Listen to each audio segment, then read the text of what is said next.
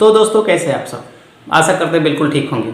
आज का वीडियो शुरू करने से पहले मैं आपको बता दूं कि मैं जो बात करने वाला हूं आज फोर्कलिफ्ट से हट के बात करने वाला हूं।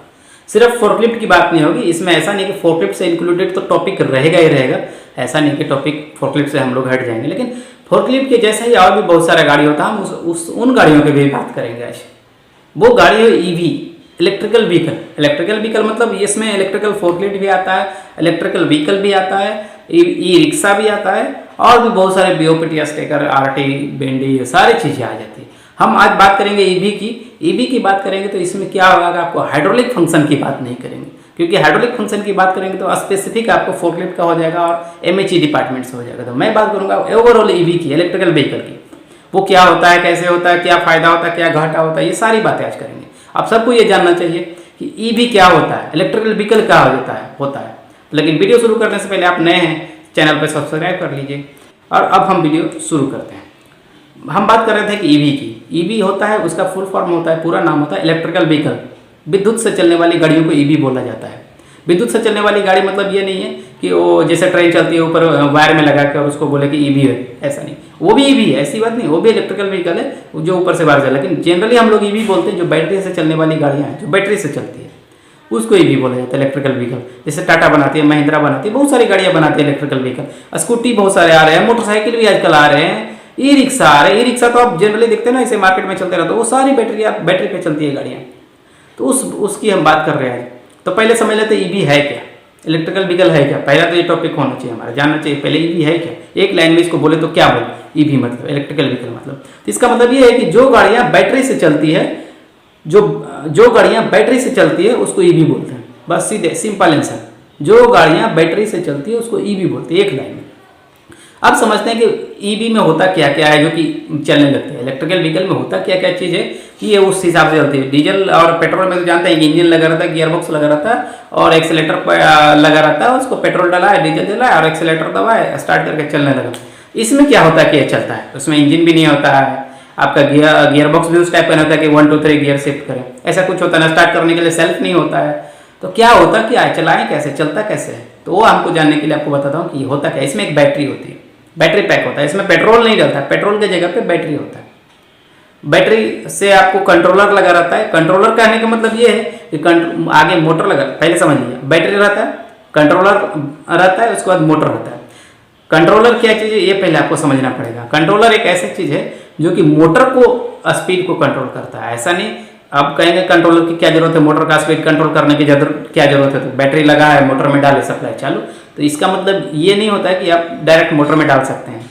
यदि डायरेक्ट मोटर में सप्लाई आप दे दिए तो बैटरी जितना सप्लाई होगा सीधा मोटर में दे देगा और पूरा स्पीड से गाड़ी चलने लगी एक साथ, जैसे दिया टक फुल स्पीड में। तो उसमें आपका चला ही नहीं पाएंगे। ऐसा पॉसिबल है कि कोई भी गाड़ी है कि आप स्पीड कंट्रोल ना करें और चला दें। इवन डीजल इंजन या पेट्रोल इंजन वाली गाड़ियों में भी एक्सीलेटर और क्लच के साथ में आप स्पीड कंट्रोल करते हैं। तो यहाँ भी चाहिए आपको स्पीड कंट्रोल करने की व्यवस्था, तो उसके लिए कंट्रोलर लगाया जाता है। कंट्रोलर क्या होता है कि जितना हम उसका मोटर को सप्लाई देंगे उतना ही स्पीड मोटर चलेगा।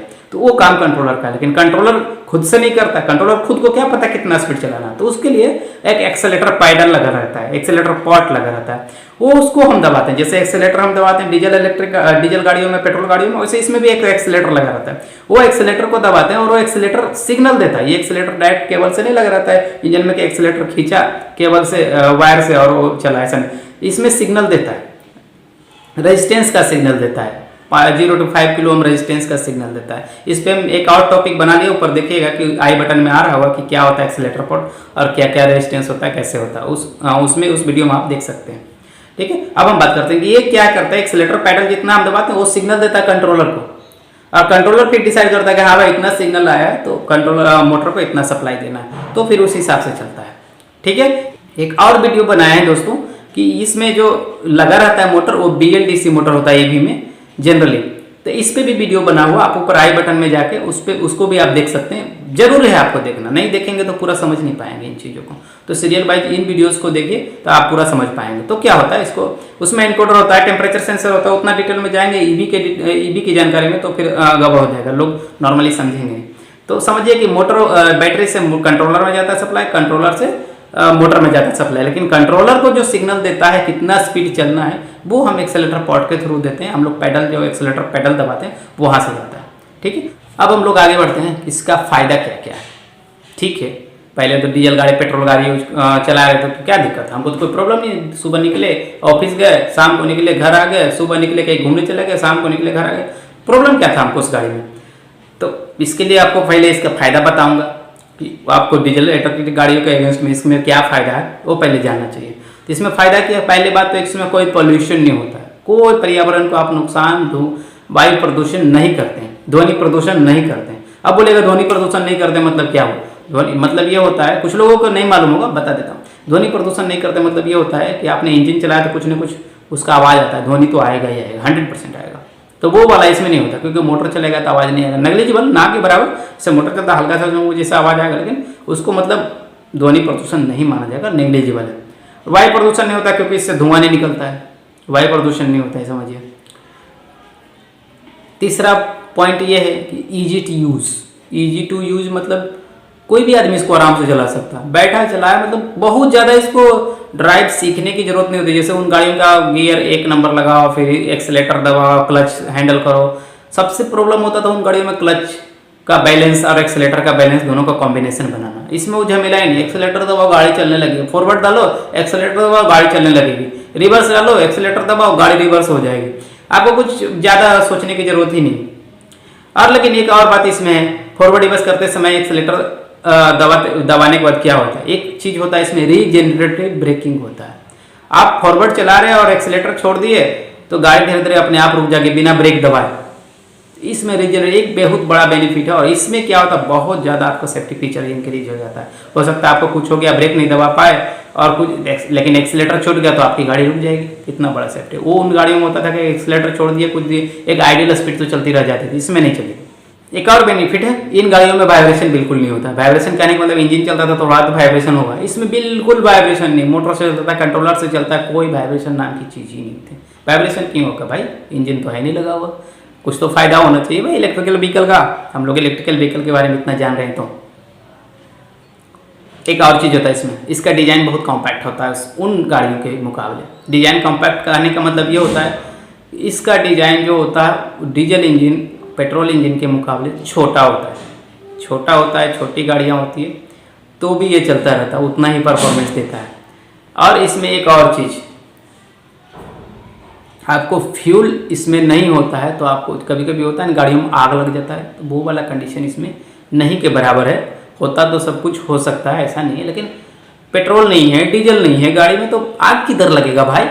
बैटरी रहती है, लिथियम आयन बैटरी रहती है, थोड़ा बहुत रिस्क इसमें, कभी आप कुछ खुजली करेंगे तो कुछ भी हो सकता है, उसमें थोड़ा बहुत स्पार्क हो सकता है, अधिक कुछ गड़बड़ किए तो, खुजली किया तो, आपने उसका मेंटेनेंस नहीं किया तो। लेकिन ऐसे कुछ नहीं, पेट्रोल डीजल वाली गाड़ियों में आग लगने का चांसेस होता था, लग जाता था, आग गाड़ी बर्न हो जाती थी। ऐसा इसमें कुछ होने वाला नहीं है, एकदम मस्त गाड़ी है। ईवी यूज करिए, मैं तो कहता हूँ आगे की दुनिया ही ईवी की दुनिया है। ठीक है दोस्तों, इसका एक और फायदा है, इसका रनिंग कॉस्ट बहुत कम है। जो डीजल पेट्रोल वाली गाड़ियों का जो कॉस्ट होता था, मान लीजिए 5 रुपये किलोमीटर, इसका 2 रुपये किलोमीटर पड़ेगा, 1 रुपये किलोमीटर पड़ेगा, बहुत कम है कॉस्ट इसका, रनिंग कॉस्ट। ठीक है दोस्तों, अब इतने फायदे होने के बाद इसमें कुछ घाटा भी तो हो सकता है। ऐसा नहीं कि सारी फायदे ही होंगे, घाटा कुछ नहीं हो, प्रॉब्लम तो रहता है सभी चीज़ों में। सबसे बड़ा प्रॉब्लम है कि इंडिया का इंफ्रास्ट्रक्चर इतना डेवलप है नहीं कि ये इलेक्ट्रिकल व्हीकल को अभी सस्टेन कर सके, इलेक्ट्रिकल व्हीकल को अभी चला सके मार्केट में। क्योंकि होता क्या है, सपोज मानिए कि आप यहाँ से 100 किलोमीटर दूर तक जा रहे हैं तो बीच में आपको 25 पेट्रोल पंप तो हो सकता है मिल जाएंगे, लेकिन एक भी चार्जिंग स्टेशन नहीं मिलेगा। चार्जिंग स्टेशन नहीं मिलेगा तो गाड़ी यदि चलते जा रहे हैं 100 किलोमीटर और उसकी बैटरी डिस्चार्ज हो गई, या फिर हमको जरूरत है कि उधर से इधर आना भी है और बैटरी चार्ज करने का कोई सुविधा नहीं मिला, तो फिर कैसे जाएंगे। तो सबसे बड़ा प्रॉब्लम है इसका इंफ्रास्ट्रक्चर अभी डेवलप नहीं हुआ। डेवलप होगा, ऐसा नहीं कि हो भी रहा है, इस पर बहुत सारा काम हो रहा है, लेकिन अभी तक डेवलप नहीं हुआ, तो ये एक सबसे बड़ा प्रॉब्लम है। दूसरा सबसे बड़ा प्रॉब्लम ये है कि इसका कैपिटल कॉस्ट हाई होता है। कैपिटल कॉस्ट हाई का मतलब ये होता है कि स्टार्टिंग में जब आप गाड़ी खरीदने जा रहे हैं तो इसका दाम उन गाड़ियों से ज़्यादा लगेगा। ये भले कि ये कि जब रनिंग कॉस्ट इसका कम होता है, कहने का मतलब इसका पेट्रोल नहीं लगता है, डीजल नहीं लगता, तो सही बात है कि थोड़ा तो इसका दाम पेट्रोल डीजल के मुकाबले कम हो जाता है चलाने में। लेकिन जब खरीदने जा रहे हैं तो इसका दाम महंगा रहता है, क्योंकि उसमें सिर्फ एक इंजन रहता है और चलता रहता है, इसमें कंट्रोलर रहता है, मोटर रहता है, बैटरी रहता है, अलग अलग चीज़ें। तो इसी तीनों चीज़ों का दाम तो एडिशनल हो ही जाएगा, जुड़ेगा तो दाम ज़्यादा हो ही जाएगा, तो बस इसलिए दाम ज़्यादा हो जाता है।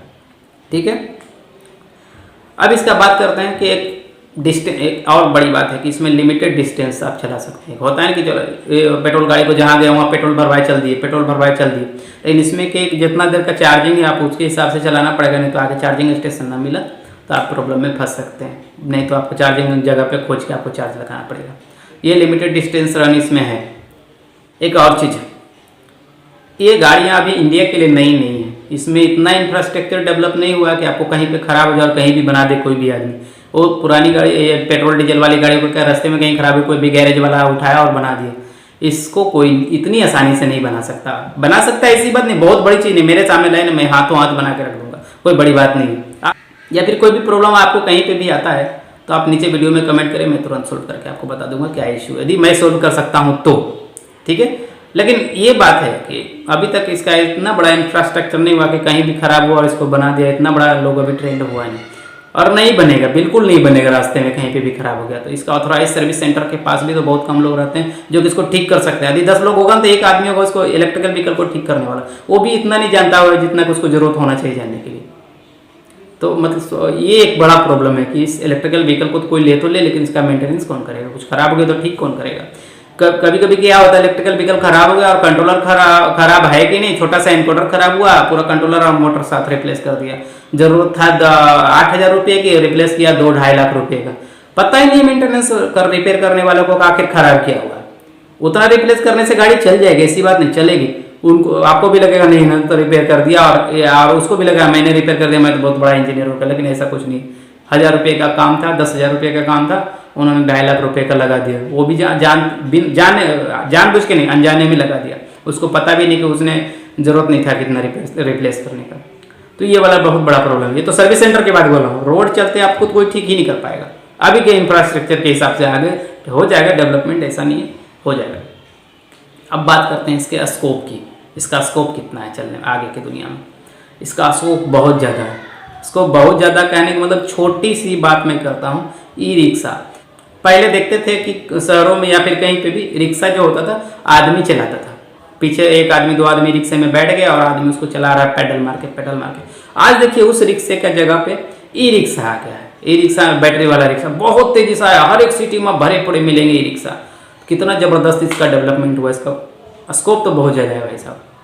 आप तो देखिए अभी तो वो रिक्शे की बात बोल रहे हैं, आजकल तो ऑटो रिक्शे को भी ये रिप्लेस कर रहा है। ऑटो रिक्शा जो आती है अपना पेट्रोल वाली, उसको भी ये गाड़ी रिप्लेस कर रही है। तो स्कोप तो बहुत ज़बरदस्त है। मतलब सिटी के अंदर चलने के लिए तो ठीक है अभी, लेकिन सिटी के बाहर जाना थोड़ा अभी टफ है, क्योंकि इसको बाहर में चार्जिंग स्टेशन का इशू तो है, तो इसलिए थोड़ा टफ है। लेकिन इसका स्कोप बहुत ज़बरदस्त है। आज मैं ये भी बात कर लेता हूँ कि मैं जो डिपार्टमेंट से बिलोंग करता हूँ MHE डिपार्टमेंट है। MHE मतलब material handling department, material handling equipment. इसमें जो स्कोप है आगे के 10 साल के बाद मुझे लगता है कि डीजल और पेट्रोल वाला ऑप्शन खत्म हो जाएगा, सिर्फ इलेक्ट्रिकल पे हम लोग शिफ्ट हो जाएंगे। इलेक्ट्रिकल व्हीकल आजकल भी लगभग 50-60% तो इलेक्ट्रिकल पे हम लोग लगभग शिफ्ट हो गए। तो 50-60% इलेक्ट्रिकल पे शिफ्ट हो गए। जैसे इलेक्ट्रिक फोर्कलिफ्ट आती है, BOPT आती है, RT आती है, बहुत सारी गाड़ियाँ जो आती है इलेक्ट्रिक पे आती है। तो आगे और भी सारा लगभग मान के चलिए इसी पे हम लोग शिफ्ट होने वाले हैं। तो तैयार हो जाइए इलेक्ट्रिकल व्हीकल पे चलने के लिए, इलेक्ट्रिकल गाड़ियों पे चलने के लिए, इलेक्ट्रिकल सिस्टम पे चलने के लिए। हम लोग इंतजार करेंगे आगे कि कब और कितने इसका इंफ्रास्ट्रक्चर डेवलप होता है, ठीक है। तब तक के लिए हमको लगता है वीडियो को ख़त्म करना चाहिए। तो दोस्तों कैसा लगा वीडियो अच्छा लगा तो लाइक और शेयर करिए, और कुछ जानकारी लेनी या देनी है तो नीचे कमेंट करिए, और नए हैं तो चैनल को सब्सक्राइब करिए और बेल आइकन दबाइए ताकि वीडियो के सारे नोटिफिकेशन आपको मिलती रहे। ठीक है दोस्तों, मिलते हैं अगले वीडियो में। जय हिंद, वंदे मातरम।